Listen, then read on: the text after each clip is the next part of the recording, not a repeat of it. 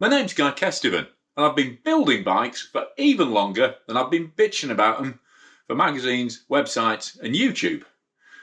And this is my custom project build-up, well, this is going to be a series of build-ups to be honest, on Trek's new Top Fuel Generation 4 bike.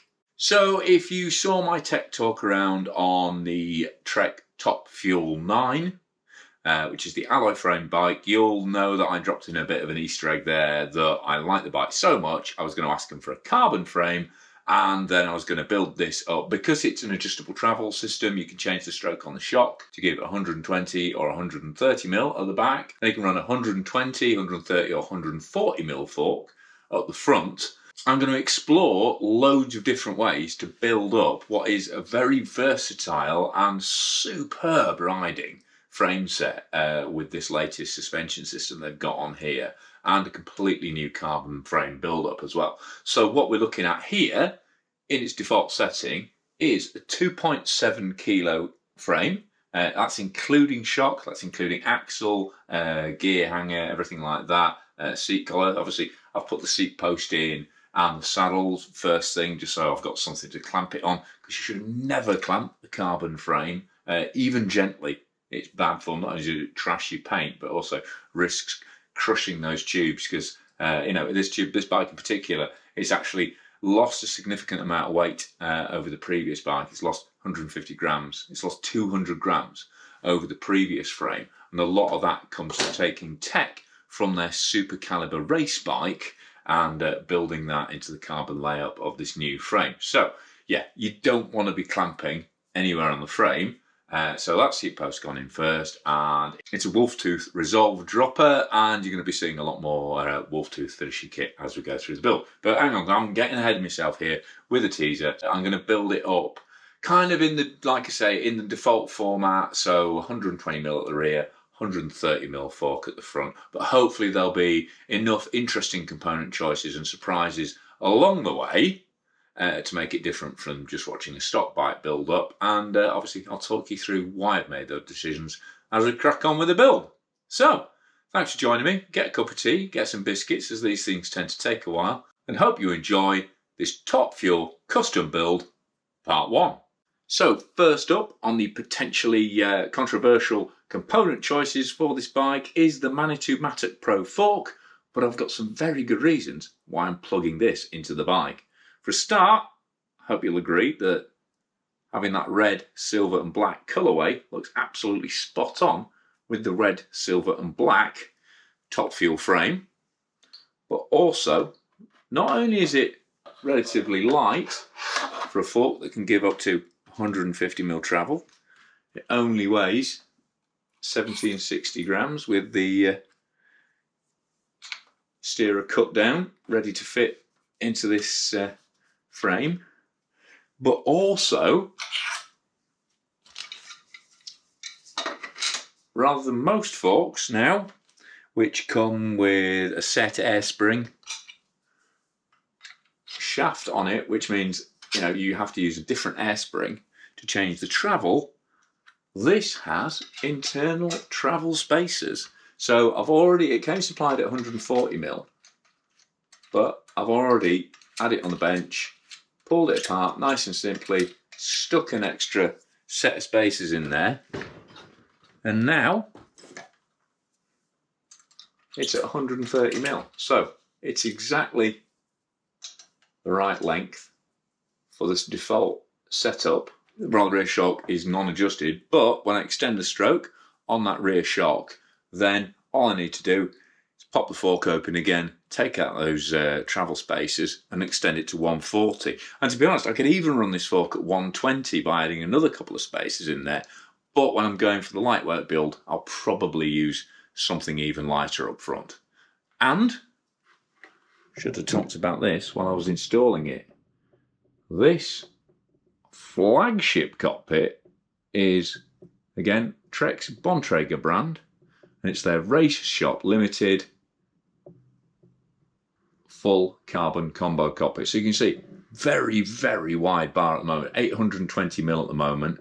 But what I'm probably going to do, I'll probably end up chopping that down because there's a lot of bits on my local riding where 820mm isn't going to fit. So I didn't complain much about the stock build on the top fuel. One thing that definitely does let it down in terms of the amount of control for such a fast bike in technical situations was the brakes. It was running SRAM level 4-part brakes, and they were adequate, but they certainly didn't give it an edge in terms of stopping power. So I'm not messing around for this build, going straight on with Hope's Tech E4. Basically, the brake that kind of brought Hope back into the serious end of the anchor market. New lever, new internals, 15% more powerful, really great feel, and just, a proper, up-to-date, totally competitive brake. A reasonable weight as well. It's not super light, it's all these machine components make it a little heavier, and, the full adjustment on the lever there, you've got bite point and you've got reach adjust on there. And, it's a 4-part, it's not the XCR, which I've already reviewed, which is the 2-part brake, but a really, really powerful brake for its weight. And also, because it's Hope, super serviceable, super reliable, and even if I do have an issue, they're only just over the hill from me here. But no. So, not messing around with the stoppers on this one, straight in with these Hope Tech 4 E4 brakes. But one particularly neat bit about this Manitou fork is this cable guide here, which is a really nice flush fit piece of design. It says not finding the thread. There we go.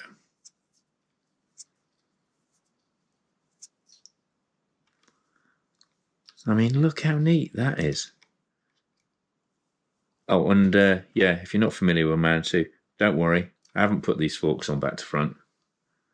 They've always run a reverse arch because they say it's a stiffer way of doing things. And it's interestingly what Fox have ended up with on their new Ultralight XC forks, which is apparently the first fork where they've really let the computer run wild in terms of the FEA modelling. And that came up with a reverse arch. Managed not the only people to do it, pasted it for a while as well.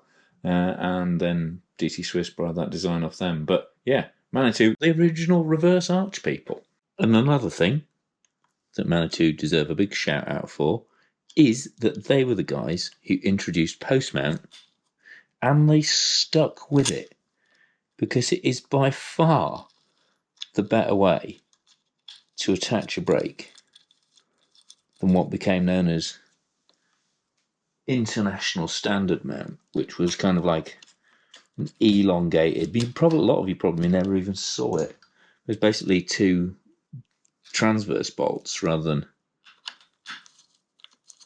perpendicular bolts, rather than parallel bolts, and that meant you had to do all the adjustment in terms of where the brake sat over the rotor by adding and removing washers, which is an unbelievably painful process. Whereas, of course, with post mount, you've got the ability to just slide the brake backwards and forwards and line it up that way. So, and they were out in the wilderness on this for years and years and years. I always think it's a bit sad. They're kind of forgotten almost as a potential suspension brand, and yet this skill's gonna live on in the post mount. So who knows? Maybe the reverse mount on the forks will come back into becoming the predominant sign, and maybe Manitou. Maybe this me fitting this fork will start a Manitou renaissance. I doubt it, unfortunately, but might encourage someone to pick up distributorship in the UK, which I think would be really, really good. It's great to have different options out there. Fox and RockShox are great forks. And you've got people like Cane Creek, you've got, Intend, you've got, proper high-end stuff, you've got Formula, but the Suntour and even X-Fusion, the more options you have, especially when they're slightly different, especially when they're really, really good and well-proven, like the Manitou Tech, the more options, the better, right? As I'm sure you noticed, the front brake definitely in the pre-loved category, but got a nice fresh E4 caliper and Tech 4 lever for the back end. And yes, I am direct mounting that for the smallest rotor size possible, because A, I don't think these brakes need a big rotor, but also I'm an appalling rear wheel brake dragger. So I'm mitigating the fact I'll probably pull that brake way too much by reducing the amount of power and the effect it has on the bike. Although obviously that whole point of that ABP pivot, where the rear pivot on the stays is concentric to the rear axle, is that it reduces the brake effect anyway. So maybe I will go to a larger rotor in the end, but let's start off with a smaller size. We can always add a bit more power, but there's a beautiful bit of Lancashire machining right there. Got to respect that, even as a Yorkshireman. And like I say, big shout out to Josh at Saddleback for sending in all this wolf tooth finishing kit for the bike. Not least, it means I can get properly indulgent. How does this come off then? Do you know what you should do when you're doing these builds? I think I'm imagining that this is what they do on like Dream Build and stuff like that. They must practice beforehand, make sure everything. Well, it was pretty good. I didn't try and do the travel adjust live online, but yeah, certainly make a difference. Oh, there we go. Does mean I can get really overboard with the colour coding. There's another nice bit of red on there. So there we go. That's the lever in position on the back of the Tech 4 clamp there. Brakes are on, fully bled, ready to go. Then I've got my Petey's grips on there, and as you can see, I've gone for knurled rather than mushroom. It says it's going to be ridden mostly in the wet and soft conditions. Given it's already raining outside, I thought I'd go for maximum grip rather than the cushioning of a mushroom pattern. So that's the front end, fully fitted, seat post saddle in, fork, just the transmission and the wheels to go. Well, I say just the wheels, you know I'm going to spend hours agonising over different tyre choices and wheel choices, because that is my real pet hobby, is getting hung up on what rubber and which wheels to use. And I've got tons of options from all sorts of different brands, both on tyres and on wheels. So hopefully that'll be interesting to talk through why I've chosen what I've chosen and what my other options will be going forwards. And I think, might be in for a slight surprise, not a big one, but a slight surprise in terms of the transmission that I fit on this bike as well. But for now, I hope this has been an interesting start to the build-up. Obviously, if you've got any questions about my choices or about the bike, then please get busy in the comments. Always love to chat to you guys when you got in touch. And or if you just like the way the build's going, or you don't like the red, whatever, just let me know down there, and we'll have a good old chinwag about it on the interwebs. But for now, massive thanks to Trek for supplying the frame. Thanks to everybody else who sort of contributed components towards it, particularly Wolftooth on this build so far, and Manitou.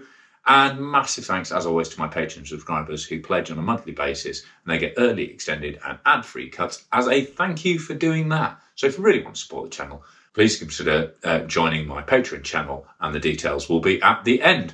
But if you could subscribe, that would make a huge difference. The number of people watching these videos compared to the number of people who are actually subscribers is still very low. And obviously, the more subscribers I get, the more YouTube will boost my algorithm, and the more people will come to the channel, and the whole thing snowballs upwards, rather than just melting into a grey puddle with the rest of the internet. But give it a thumbs up, like, tell your mates as well, because that's a huge way for the channel to grow, and make sure you click for notifications so you know when the build part 2 of this Trek Top Fuel build series is going online. But for now, I've been Guy Kesterman on GuyKest TV. Halfway through my Trek Top Fuel Carbon Fibre Hunter Killer Lightweight Trail build.